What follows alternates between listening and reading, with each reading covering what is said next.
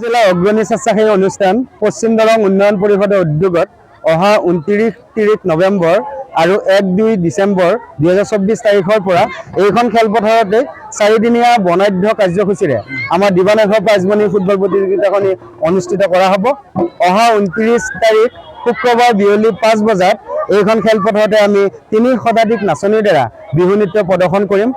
পশ্চিম দৰং উন্নয়ন পৰিষদৰ এক ব্যতিক্ৰমী চিন্তা যে ক্ৰীড়াৰ লগতে সংস্কৃতিও আমি আগবঢ়াই নিব লাগিব আৰু আশা কৰিছো আপোনালোকৰ সহায় সহযোগিতাৰে অনাগত দিনত এনে ধৰণৰ ব্যতিক্ৰম চিন্তা চেতনাৰে আমি সমাজৰ হকে কিবা এটা কৰিম, কাৰণ আমিও দায়বদ্ধ সমাজৰ হকে।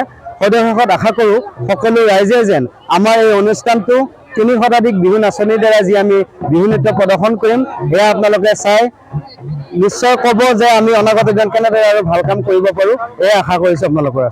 আমাৰ অহা 29 তাৰিখৰ পৰা হ'বলগীয়া এই ডে নাইট প্ৰাইজমণি ফুটবল প্ৰতিযোগিতাখনিৰ প্ৰথম পুৰস্কাৰ 1,01,000 টকাৰ লগতে ট্ৰফি, দ্বিতীয় পুৰস্কাৰ 60,001 টকাৰ লগতে ট্ৰফি আৰু ইয়াত যোগদান ফিজ হ'ল 3500 টকা।